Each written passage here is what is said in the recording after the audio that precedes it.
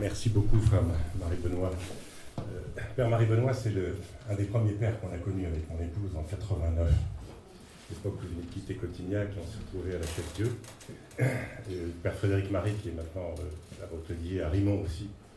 Bon, ça fait très longtemps qu'on chemine et ça fait très longtemps que je dis aussi que la Congrégation Saint-Jean, parmi tous ces charismes qu'elle essaie de redécouvrir ou de découvrir, a probablement quelque chose d'important à faire dans le domaine de la santé, le domaine du soin, par son approche à la fois théologique et philosophique. Alors, on va le voir, il y a beaucoup de problèmes anthropologiques qui se posent. Alors, aujourd'hui, j'aborde un sujet qui n'est pas facile pour l'université.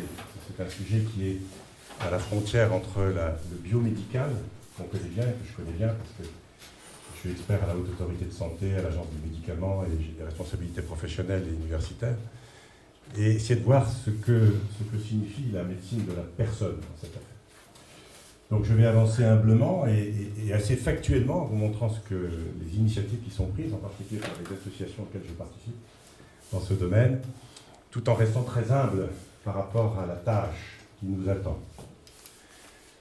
Alors, je voudrais vous parler ça c'est mon plan, de ce qu'on appelle la médecine intégrative, qui est pour nous l'aspect le plus direct de la médecine de la personne, sur le plan universitaire et on va dire conventionnel. Aborder de ce fait les médecines complémentaires et alternatives, que beaucoup d'entre vous connaissent ou pratiquent. Se recentrer sur le colloque singulier de la relation médecin-malade et l'expertise clinique, ce que ça signifie. Parler un peu de l'EBM. L'EBM, on en dit du bien, on en dit du mal, l'Evidence-Based Medicine, et savoir comment elle peut se rapprocher de la médecine intégrative. Et puis terminer sur deux associations auxquelles je participe, qui sont des associations promotrices du développement peut-être de cette nouvelle médecine, et qui sont des associations tout à fait officielles, notamment universitaires. Alors, qu'est-ce que c'est que la médecine de la personne? C'est Sixtine, qui est une journaliste de la vie, qui, semble-t-il, va faire un article sur le colloque, m'a demandé mais qu'est-ce que c'est que cette affaire de la médecine de la personne? Alors, j'ose espérer qu'ensemble, on va y répondre. Ça nécessiterait de définir la personne. C'est des gens bien plus compétents que moi pour le faire. En tout cas, notre approche médicale universitaire actuelle, c'est de développer ce qu'on appelle la médecine intégrative. Alors, qu'est-ce que c'est que la médecine intégrative? Définition du CUMIC, cette association, donc, de ce collège universitaire dont je vais vous parler, dont je suis administrateur, c'est l'association des médecines conventionnelles et complémentaires. Le terme de complémentaire pourrait aussi être explicité. Mais dans une démarche qui est scientifique, c'est-à-dire une approche scientifique validée, qui est centrée sur le patient et qui se veut pluridisciplinaire. Donc, intégrative. On ne refoule pas, on intègre. Mais on essaie de le faire avec une méthode. Et cette méthode, c'est la démarche scientifique. Alors, qu'est-ce que c'est que la médecine intégrative? Vous voyez ici des tas de choses. Ici, on a mis fake. Fake, c'est tout ce qui est fake medicine. C'est les médecines qui s'approchent du charlatanisme. C'est tout ce qui prétend améliorer, mais ne le fait pas forcément. On parle avec la caméra.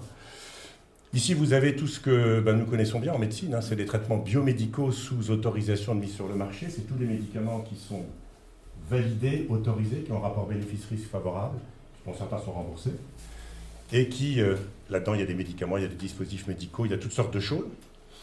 Et puis là, vous avez un nouveau champ qui s'est développé et dont on peut considérer peut-être que ce que vous avez fait ce matin à propos de Hutton, c'est les interventions non médicamenteuses, dans lesquelles vous avez des interventions psychologiques, physiques, numériques, nutritionnelles. Et puis, vous avez aussi tout un champ nouveau, qui est très nouveau aussi pour la médecine et pour les médecins traditionnels, on va dire, qui est le champ des actions culturelles ou spirituelles, les démarches esthétiques, sociales, culturelles, spirituelles, et puis les approches environnementales. Donc cette médecine intégrative, elle veut englober tout ça. Et probablement que la liste n'est pas limitative. Alors cet usage des thérapies complémentaires, il est extrêmement répandu. Et il l'est finalement sans que la médecine le sache, la médecine des médecins, sans que les médecins sachent exactement ce qui s'y passe, ni ce que ça donne. Donc c'est un champ énorme d'investigation. Je voudrais juste vous montrer à titre d'exemple un travail qu'on a fait, que Bérénice Lutz-Feldman a fait pour sa thèse de médecine. C'est une étude observationnelle descriptive. On a contacté par Internet 722 personnes qui souffraient de douleurs chroniques. Donc c'est doublant. Et on s'est aperçu que le recours à au moins une de ces MCA, médecine complémentaire alternative, est extrêmement fréquent puisque c'était dans 80% des cas. Donc absolument énorme. Et vous avez ici une liste non limitative de quelles techniques les gens utilisaient, non médicamenteuses, pour traiter leur douleur chronique. Et vous avez donc l'ostéopathie, l'acupuncture, les thérapies. Et ce qui est intéressant, c'est que quand on leur demandait comment ils plaçaient ces techniques, les unes par aux autres, vous voyez que 13% l'avaient fait avant toute tentative d'aller chez un médecin conventionnel. Un certain nombre, ici, la majorité, 53%, à titre complémentaire, c'est bien des médecines complémentaires.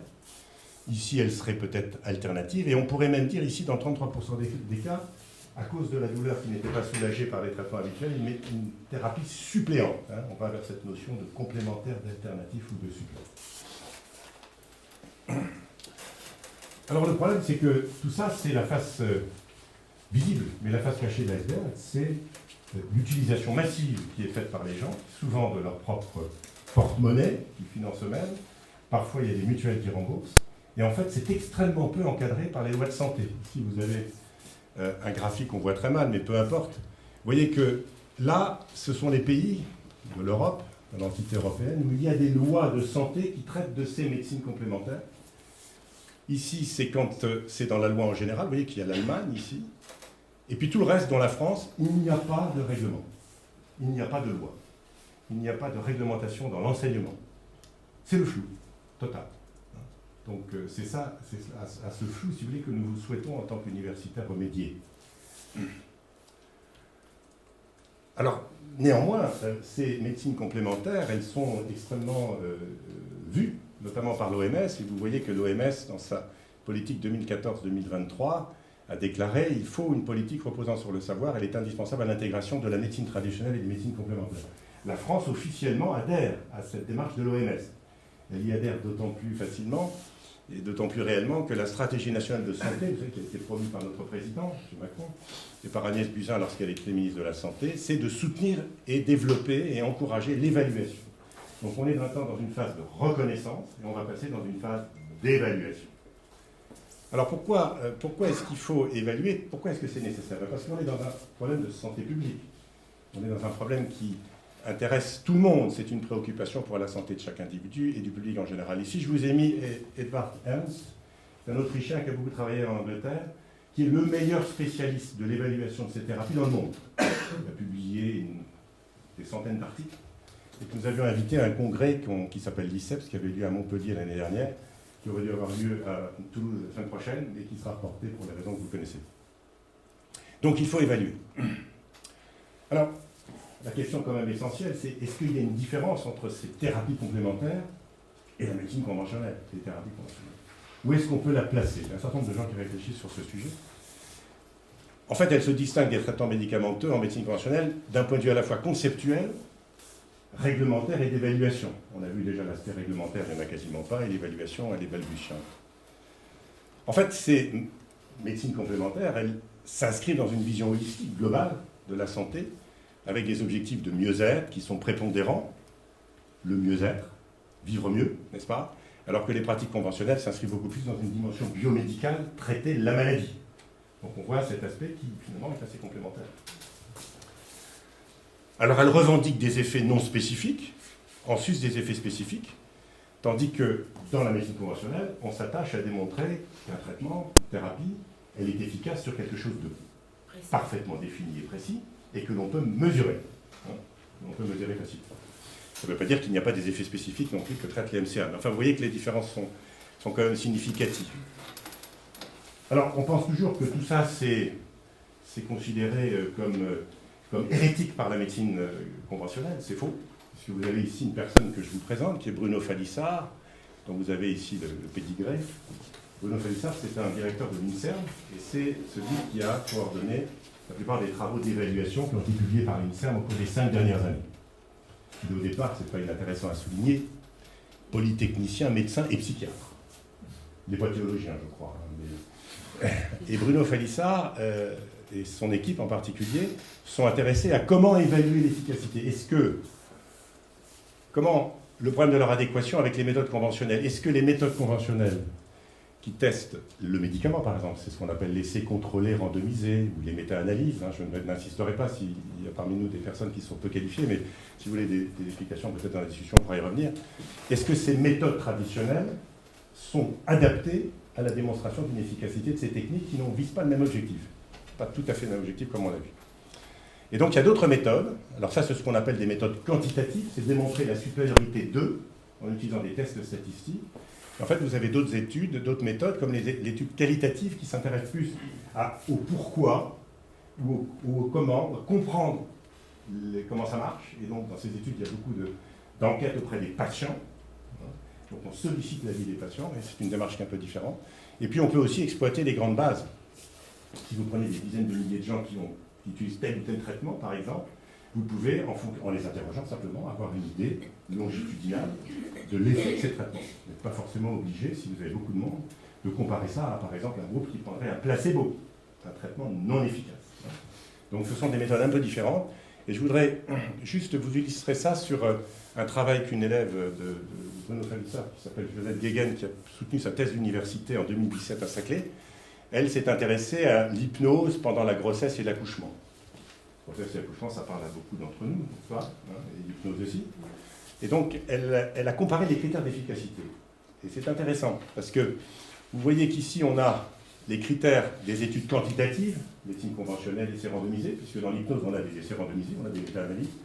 Et puis de l'autre côté, on a des études qualitatives avec les critères. Vous voyez que les critères sont les mêmes, sauf qu'ils sont inversés. Ici, c'est l'ordre d'importance du critère. Vous voyez que pour les études quantitatives, c'est la douleur, le recours à l'analgésie, la mesure de la douleur, donc des mesures quantitatives, et que l'expérience et la compétence des mères arrivent en dernier, alors que de l'autre côté, dans les études qualitatives, on va plutôt s'intéresser à l'expérience des mères. Leur expérience qui n'est pas uniquement les caractéristiques de leur douleur. Et les compétences interviennent. Donc vous voyez qu'il y a une hiérarchie inverse qui permet, on le voit bien là, peut-être d'avoir une idée beaucoup plus globale et réelle de la réalité, de l'efficacité de l'hypnose. Alors, est-ce que c'est efficace? Quand on discute avec l'ordre des médecins, avec un certain nombre de collègues, bof. Bof. En fait, c'est efficace, certaines d'entre elles sont efficaces, y compris à travers les fourches codines, des essais randomisés, des méta-analyses. Il y a eu des rapports de l'INSERM sur l'acupuncture, l'hypnose, l'activité physique. Par exemple, ce qui a totalement explosé depuis 2 ans, c'est l'activité physique. L'activité physique est maintenant remboursée par la sécurité sociale, si vous ne le savez pas, pour des indications particulières, notamment dans le cancer, car on a prouvé, et c'est des études notamment faites à Montpellier par Grégory Nino, qui montrent qu'avec de l'exercice physique au moment du diagnostic d'un cancer, on est en meilleure santé et on diminue la récidive du cancer, en faisant simplement de l'exercice physique. Et vous avez maintenant des contrats qui vous permettent, dans certaines pathologies, d'avoir un remboursement, par exemple, en vous adressant à un coach, quelqu'un qui va vous faire des exercices physiques, va vous apprendre à les faire, dans un protocole qui est validé, bien entendu, et c'est remboursé. Ça commence à l'être. Donc il y a une évolution dans ce domaine qui est très importante. Alors le cas de l'homéopathie, il y a parmi nous des médecins homéopathes, vous savez que l'homéopathie, c'est d'abord un problème essentiel de conception. Qu'est-ce que c'est que l'homéopathie? Est-ce que c'est un médicament ou est-ce que c'est une technique? Autrement dit, est-ce que l'homéopathie peut être considérée comme un traitement homéopathique ou comme une intervention, et Grégory Nino, que j'ai cité, considérait que lui, c'est pas vraiment un médicament. Le médicament est un média. C'est une intervention médicamenteuse et non médicamenteuse, car c'est une intervention globale. Quoi qu'il en soit, la HAS, moi je suis expert à la HAS dans la commission qui valide les recommandations, la commission de transparence a décidé qu'il n'y avait pas de démonstration d'efficacité dans les essais randomisés et les méta-analyses. Ce n'est pas une fake news, c'est la réalité. Quand on analyse scientifiquement les données actuelles, il n'y a pas de preuve d'efficacité de l'homéopathie selon les standards d'évaluation médicale. Mais absence de preuve ne veut pas dire absence d'efficacité. Est-ce qu'on a fait les bonnes études?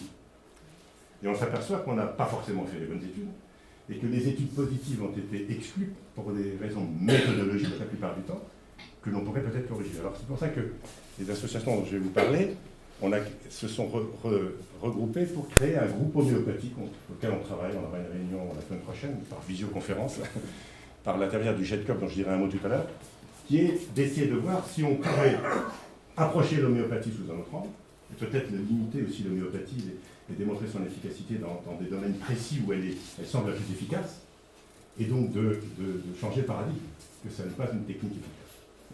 Mais reste quand même en suspens toute cette problématique de l'intervention. Alors, on pourrait bien sûr parler d'effet placebo. L'effet placebo, c'est plus du tout quelque chose qui est méprisé. L'effet placebo fait partie de la relation patient-médecin. C'est un effet qu'il faut encourager, mais dans l'évaluation des médicaments, on considère qu'un médicament, pour être remboursé, pour démontrer une efficacité, il doit avoir un effet supérieur à celui du placebo. Mais le placebo est vraiment quelque chose d'extrêmement intéressant.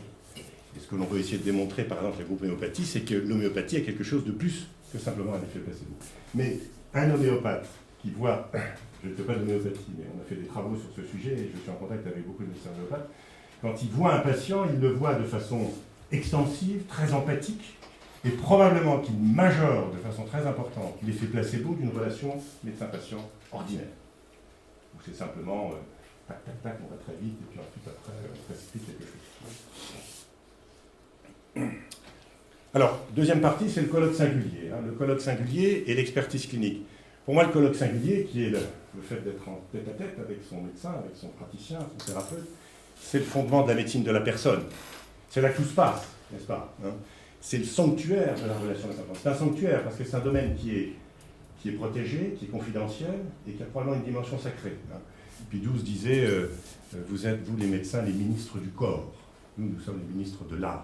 On a quelque chose là, et le corps est sacré. Pensons bien à cela. C'est la rencontre de deux personnes, c'est la rencontre d'une confiance et d'un espoir, celui du patient, avec un médecin qui va, normalement, c'est enseigné par la déontologie, témoigner de l'empathie, ça ne veut pas dire de la sympathie, c'est de l'empathie. C'est une écoute neutre mais positive. Conscience et science, vous savez, science sans conscience n'est que ruine de l'âme, c'est Rabelais. Alors on a dit science sans conscience, c'est la ruine de l'homme, mais conscience sans science, c'est la ruine du malade. Donc il faut faire attention. Alors l'expertise clinique, et ça c'est ça qui est très important, c'est qu'à notre époque de technicité, on considère que c'est pas nécessaire de voir un médecin, il suffit de passer dans une machine. La machine va nous donner un diagnostic. Et puis un système intelligent va nous donner un traitement. Et c'est curieux, c'est que les médecins sont presque tentés pour certains de s'abandonner à la technique. Et ceux qui nous rappellent que la technique n'est que la conséquence de l'expertise clinique, ce sont les ingénieurs. Moi je travaille avec Centrale Santé, avec également les SEC Santé, et les ingénieurs et les économistes nous disent mais le point essentiel de la santé, c'est la relation que vous avez clinique avec votre patient. C'est de là que découlent les décisions, les diagnostics, et la compréhension du problème qui va bien au-delà simplement du fonctionnement d'un organe. Donc cette expertise, elle est essentielle. Les étapes que les médecins savent, anamnèse, examen, raisonnement. En fait, la complexité de l'acte médical, c'est qu'il aboutit toujours à une décision. Le président de la République ne prend pas toujours des décisions. Nous, dans chaque consultation, nous prenons une décision. Et donc cette décision, elle doit être étayée par des arguments, par quelque chose de rationnel. On construit une alliance thérapeutique, et comme ça a été dit par le père au début, cette alliance thérapeutique, c'est plus un savoir descendant, c'est une collaboration. Et donc ça va nous faire le lien avec l'evidence-based medicine dans un autre sens. Alors qu'est-ce que c'est que l'evidence-based medicine? Je vais peut-être gommer ou changer votre conception. Pour beaucoup de gens, c'est simplement la médecine uniquement basée sur des données scientifiques. En fait, c'est la médecine fondée sur des données probantes. Probantes, c'est donc des données qui ont une preuve, qui ont une signification, qui ont quelque chose, un intérêt. Ça vient d'où? Eh bien, en fait, c'est très récent, puisque la première expression par Sackett, vous avez ici David Sackett, l'utilisation rigoureuse, explicite et judicieuse de la meilleure preuve actuelle dans la prise de décision pour le traitement annuel des patients. Avant 90, ça n'existait pas. C'est-à-dire que le médecin travaillait en fonction de son expérience, qui était liée à sa formation, parfois à sa formation continue. Je vous rappelle que seulement 20% des médecins généralistes avaient une formation continue. Et son expérience, c'est la propre idée et la propre connaissance qu'il a développée au contact de ses patients. L'evidence-based medicine, c'est... Mais peut-être qu'il faudrait enrichir cette pratique d'une connaissance qui a fait ses preuves, qui a été démontrée. Ça, c'est la base de l'evidence-based medicine. Alors on dit, bien sûr, ce sont des gens qui ne traitent les malades en fonction de ce qu'il y a dans les livres. Ben, c'est faux, parce que immédiatement après, en 97, Sackett a dit, sans l'expertise clinique, la pratique pourrait tomber sous la tyrannie de la preuve, puisque même les plus excellentes preuves externes peuvent être inapplicables ou inappropriées à un patient. Et pour prendre simplement les essais randomisés, c'est un calcul de moyenne. J'ai le groupe traité par le médicament, j'ai le groupe contrôle, et je compare des moyennes. Or, des moyennes, s'il y a une distribution gaussienne, pour ceux qui connaissent un peu les statistiques et les mathématiques, c'est une courbe comme ça en cloche, Mais vous avez des gens qui sont dans les extrêmes. Et quand on dit qu'un médicament est efficace, il est efficace à la moyenne. Ce qui veut en général dire que quand on va le donner à des patients, 25% en gros des patients ne répondront pas à ce traitement. Donc c'est une notion absolument capitale, c'est l'expertise clinique qui permet de rapporter les choses. Alors comment est-ce que ça se définit? Très simplement avec des schémas. Vous avez ici 3 cercles qui sont à l'intersection desquels vous avez la décision médicale. Et qu'est-ce que c'est que l'evidence-based medicine? C'est l'intégration des données de la science et du patient à l'expertise du clinicien, et c'est de là que découle la décision médicale. Alors, de ce concept, on est allé à l'evidence-based practice, qui est l'explication suivante. Qu'est-ce que c'est que le clinicien? C'est les compétences cliniques et l'évaluation, l'examen, la définition du problème. La science, c'est des meilleures données actuelles et ça change tout le temps. C'est pour ça que la Haute Autorité de Santé fait des recommandations.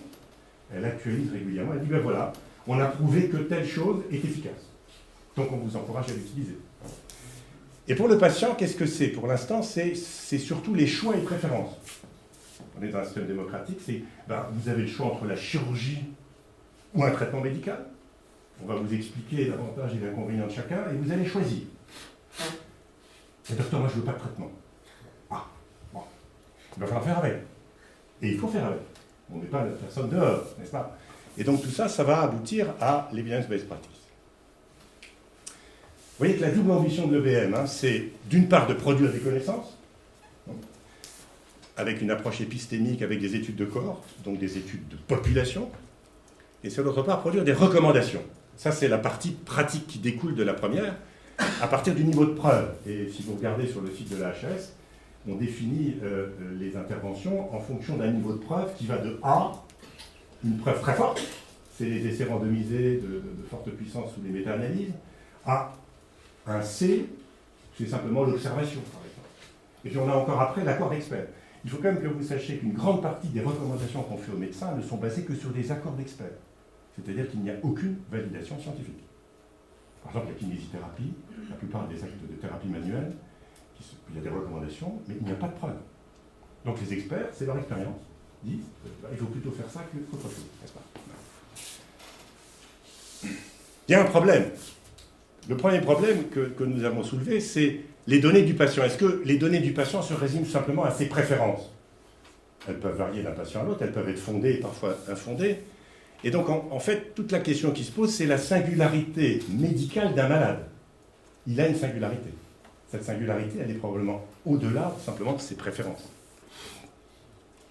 Comme je vous l'ai dit, les essais randomisés, ils comparent des moyennes en poulant des données individuelles. Or, ce ne sont que des moyennes. Est-ce que je suis dans la moyenne? Rappelez-vous, M. Hollande disait « je suis un président moyen, normal ». Qu'est-ce que c'est que la normalité? Le BM a donc un caractère simplificateur, qui en fait est très simplificateur par rapport à la pensée complexe du patient et du médecin, dans la relation patient-médecin qui est très complexe. Donc en fait, et ça c'est Gérard Rich dans un article d'Hegel que vous pouvez vous procurer, c'est en accès libre, avait considéré que ces deux manifestations traduisent une crise de la médecine. La non-observance, les patients n'ont pas confiance, ils n'observent pas. On sait qu'à peu près, un patient sur deux ne prend pas son traitement. Et ça varie d'une pathologie à l'autre. En diabète, c'est 25%, dans l'épilepsie, 25%, ils ne prennent pas leur traitement. Le cholestérol, n'en parlons pas, c'est bien plus. Et donc, c'est d'une certaine forme l'inertie clinique des médecins. Si ce que j'ai appliqué en lisant dans les livres, le patient ne le suit pas, tant pis. Alors, vers une nouvelle définition, et là, l'article de Gérard Rich est extrêmement intéressant. Vous voyez ici, vous avez la recherche scientifique épistémique, le BM actuel, c'est le passé, et on peut peut-être rêver à un avenir qui serait plus une médecine pratique, centrée sur l'individu, et basée sur la clinique. Donc c'est un changement complet de paradigme. Je parle là en tant qu'universitaire, je ne parle pas au nom de la HAS, je parle en mon propre nom, mais je peux parler aussi au nom des associations dont je vais vous dire un mot pour finir. Une médecine fondée sur la personne, ce n'est pas écrit par un prêtre, prenant en compte la complexité de la pensée des patients et des médecins et l'individualisation de la prise en charge. Vous voyez l'évolution vers la complexité. Donc il faut élaborer un nouveau type de recommandation non algorithmique, L'algorithme, c'est un enchaînement de questions. Si j'ai tel symptôme, j'ai telle situation, ça va là, telle autre situation, ça va là. Et puis tac, tac, tac, tac, et j'arrive, soi-disant, à démystifier le problème. Si on arrive dans beaucoup de cas à le faire, mais pas dans tous les cas. Et donc, c'est des implications profondes pour l'enseignement et la pratique de la médecine.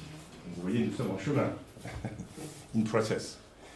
Alors, un autre, Daniel Courtis, c'est un ancien chercheur en Franche-Comté. Vous allez voir ce qu'il écrit, c'est assez décapant.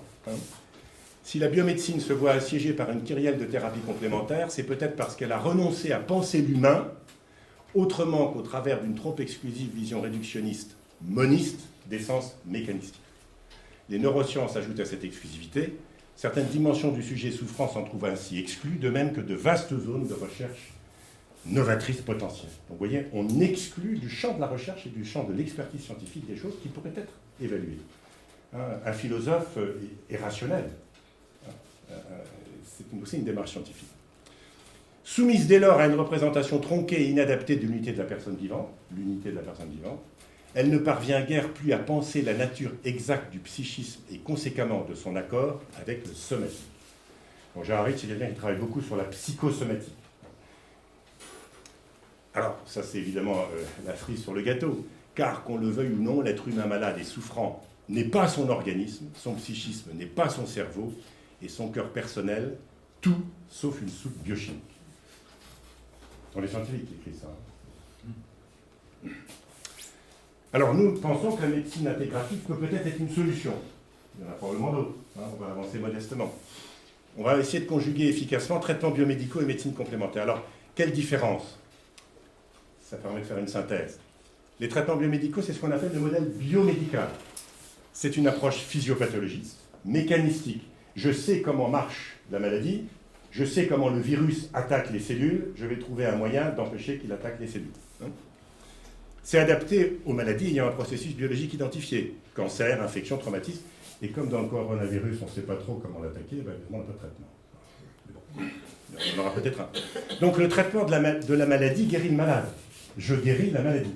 Or, on s'aperçoit, et moi je sais ça dans mon expérience d'interniste, que vous avez des gens qui sont guéris d'une maladie, mais qui restent malades. Par exemple, avec des symptômes comme la fatigue, ou des symptômes de la maladie Crohn digestif, alors que la maladie est inactive. Les médecines complémentaires, c'est le modèle biopsychosocial. Donc on retrouve le bio, mais il y a le psychosocial qui est l'environnement. On va revenir à Laudato Si dans un instant. L'environnement. C'est le modèle des centres antidouleurs qui sont dans la loi. Ce n'est pas le modèle biomédical. Vous ne pouvez pas comprendre la douleur chronique de quelqu'un si vous ne l'intégrez pas dans sa dimension psychosociale. Approche holistique, c'est l'approche de la psychosomatique. C'est un processus complexe, une singularité psycho-neuro-immunologique, mais qui n'est pas exclusive. Il y a d'autres champs qu'on ne connaît pas. On accepte cette incertitude. Et donc, douleur chronique, troubles fonctionnels, prévention. On essaie de guérir le malade ou d'améliorer le malade en plus de la maladie et du désordre. Donc, c'est une dimension supplémentaire. Alors, c'est encore Courtis qui dit ça. Regardez, il semblerait que le défi des thérapies suppléantes va bien au-delà d'une difficile coexistence avec la biomédecine. Il vient heurter de front nos modes de représentation de la nature, de la vie et de l'humain. Donc, c'est une interrogation.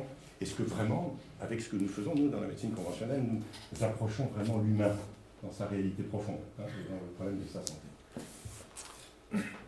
Alors, qu'est-ce que nous dit le pape? Vous voyez, c'est des textes, j'ai repris les points. L'harmonie entre le Créateur, l'humanité et l'ensemble de la création a été détruite. Le résultat, c'est ce que disait le Père en introduction, c'est la mort.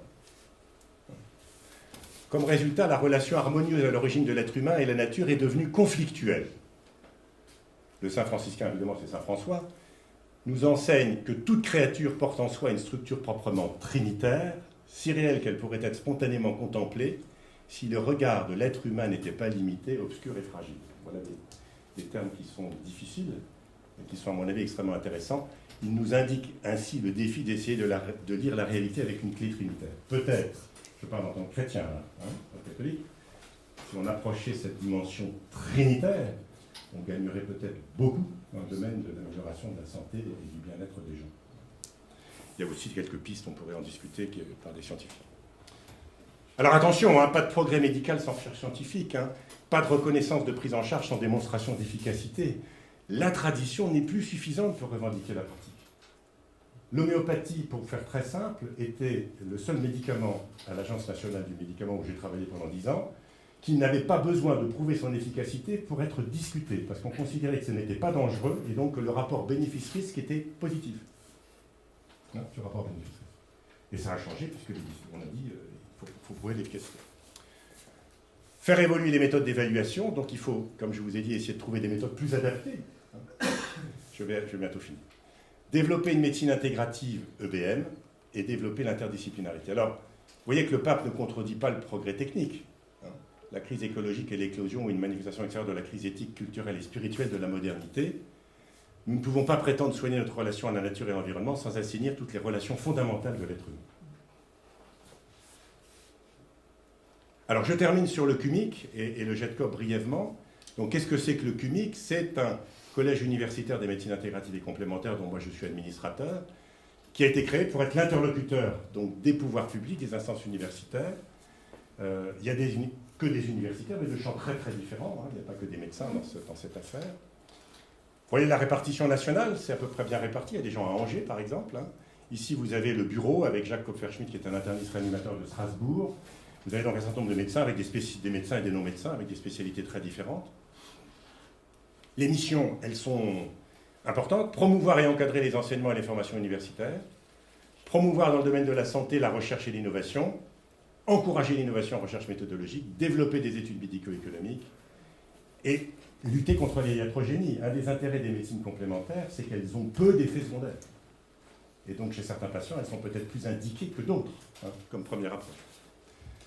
Donc, l'interlocuteur des instances universitaires, mettre en place un observatoire des pratiques. On ne sait pas ce qui se fait actuellement en France. Promouvoir le partage, promouvoir des études. Qu'est-ce qu'on a fait jusqu'à présent? C'est 2017, c'est relativement récent. Eh bien, on fait des réunions scientifiques. Je vous ai parlé tout à l'heure des réunions de l'ICEPS à Montpellier, à Toulouse. On le fait en collaboration avec un certain nombre d'organismes scientifiques. Et il y a eu un appel qui a été lancé, un appel au pouvoir public, l'appel de Montpellier, vous trouvez ça sur Internet, je ne vais pas détailler, où on sollicite de façon solennelle des organismes publics pour qu'ils réfléchissent, fassent la promotion, soutiennent, y compris sur le plan financièrement, ces recherches. Voilà ici l'appel, je passe. Donc, autre élément très important, et on en est très fiers, c'est que vous savez qu'il y a une réforme des études médicales, réforme du 3e cycle, réforme du 2e cycle, puis maintenant la réforme de la passage du 1er cycle. On a été chargé, le CUMIC, par la conférence des doyens de faculté de médecine, d'élaborer un programme d'enseignement de ces méthodes, ça n'existe pas, dans le 2e cycle, qui va être ensuite décliné dans chaque spécialité au cours du DES. Hein. Et on envisage la création d'un diplôme universitaire national, un DIU, comme on l'appelle, sur ces techniques. Alors, je termine sur le GETCOP. Alors là, nous étions chez les universitaires. Le GETCOP, ce n'est pas du tout ça. C'est toutes les professions, tous les praticiens qui font des techniques complémentaires qu'on regroupe dans un organisme. Et leurs responsables, il y a des associations, participent à cela. Et l'objectif, c'est de promouvoir l'évaluation. Et on est avec des gens qui sont de bonne volonté. Hein. Alors, vous avez les auriculothérapeutes, vous avez toutes sortes de techniques. Ça, moi, j'ai appris... Il y en a des quantités que j'ignorais complètement. Hein. Il n'y a pas que l'acupuncture, l'homéopathie, l'hypnose, etc. Et donc, cette association, qui regroupe donc des médecins et aussi des non-médecins, elle s'organise et on a fait...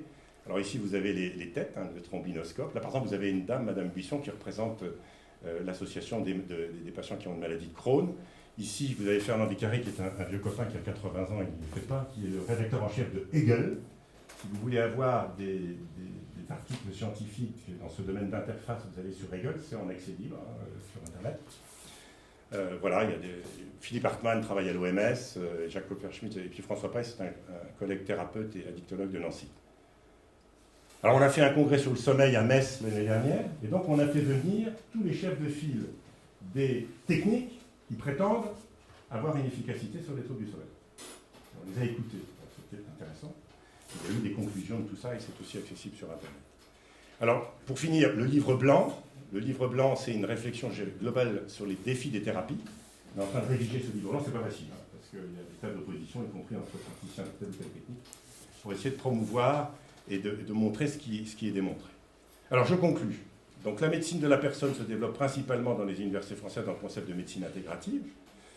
Cette évolution, elle est naturelle, elle est demandée par les usagers, elle est aussi demandée par les pouvoirs publics. Les médecines complémentaires sont nombreuses et variées, leur recours est très important, il faut donc s'y intéresser.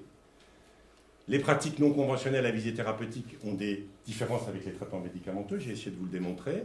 Elles s'inscrivent dans une vision holistique de la santé avec des objectifs de mieux-être. L'apport d'autres méthodes d'évaluation qui sont en cours de pratique et de démonstration pourrait être intéressant. Je pourrais vous citer des tas de travaux dans ce domaine-là.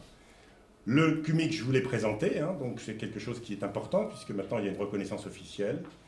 Et puis pour terminer, vous voyez, avec le dernier mot au pape, une écologie intégrale implique de consacrer un peu de temps à retrouver l'harmonie sereine avec la création, à réfléchir sur notre style de vie et sur nos idéaux, à contempler le Créateur.